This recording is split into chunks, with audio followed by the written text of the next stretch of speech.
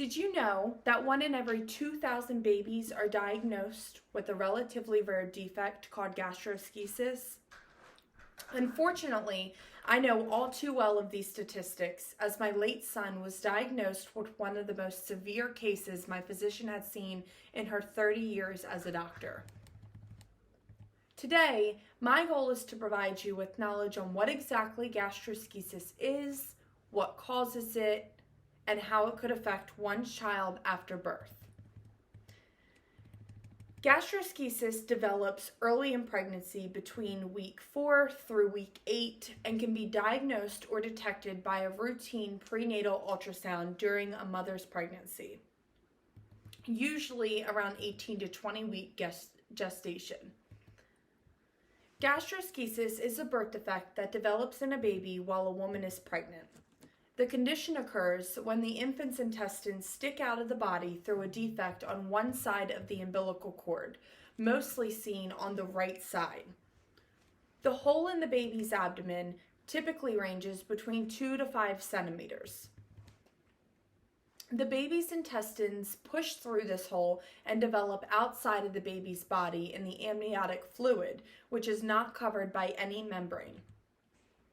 Gastroschisis can be labeled as simple or complicated. Babies diagnosed with complicated cases can experience extremely damaged bowel outside of the body, portions of the tissue dying off, and other organs such as the stomach or liver being pushed through the 2 to 5 centimeter hole in the abdomen as well. Luckily, simple cases are more common than complicated ones. Typically, babies diagnosed with this rare defect are given a survival rate of about 98%. Having clarified what gastroschisis is, you may be wondering what causes this rare defect.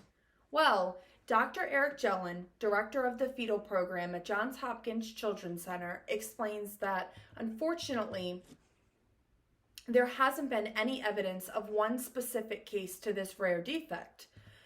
However, he does provide a few theories that could be associated with it. The defect can be associated with young maternal age as well as smoking. It's also believed that there is a toxin in the environment that might be a contributing factor. Physicians also noticed an increase in gastroschisis when women were exposed to pesticides or use of vasoconstrictive drugs, for example, cocaine. Another cause could be a combination of genes and other factors, such as things the mother comes in contact with within the environment. She might be medication she might be taking during her pregnancy, eating specific foods or specific drinks. Again, these are all some ideas physicians believe are associated with the defect, but unfortunately, they have not narrowed it down to one specific proven cause.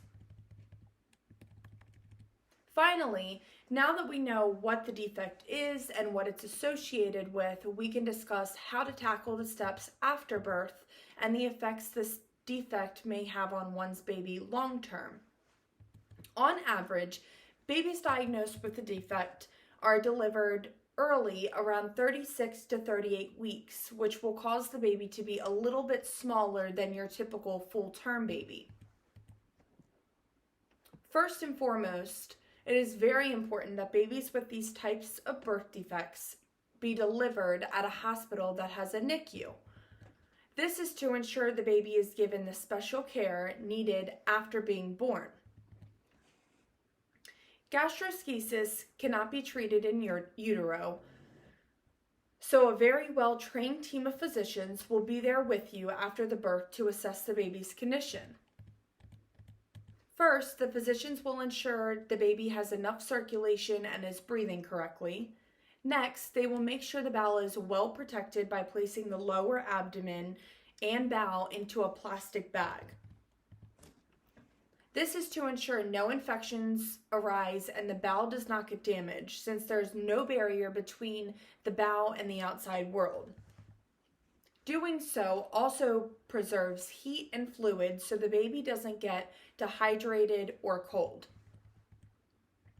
Next, a surgical team will evaluate the baby to determine if surgery can be performed right away to place the bowels back in the abdomen and close the wound. There are cases that can take days or even weeks to perform surgery due to the bowel being too swollen to fit into the abdominal cavity.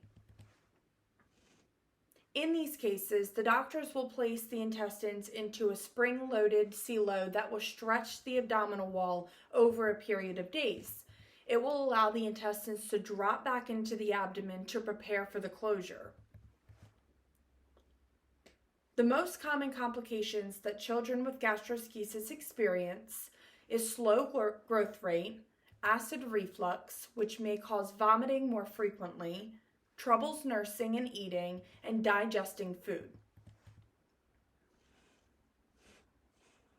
Hospital readmissions are most common within the first year of a baby's life. Approximately 40% of gastroschisis patients must be readmitted within the first year of being born. Almost all cases have a wonderful long-term care prognosis and go on to lead a normal life with no complications and sometimes a pretty cool scar. However, depending on the circumstances, some babies can experience prolonged intestinal problems and have issues with bowel functions. This is more often seen in cases where the baby has short bowel syndrome as a result of lost bowel. This would be considered one of the more severe scenarios. As expressed, gastroschisis is relevant to everyone because it occurs in approximately 1 in every 2,000 babies. There is a good possibility you will one day meet someone who has gastroschisis or is carrying a child with gastroschisis. You now have the idea of what gastroschisis is, what causes and associates with it, how it is treated, and some of the effects after birth. Birth defects can be very frightening for parents. At least now we have the knowledge and optimism of knowing even a severe defect such as gastroschisis can be repaired 98% of the time. I appreciate you all taking the time to listen to something very important to me, and I hope you can walk away with more knowledge than what you started with at the beginning of this speech. Thank you.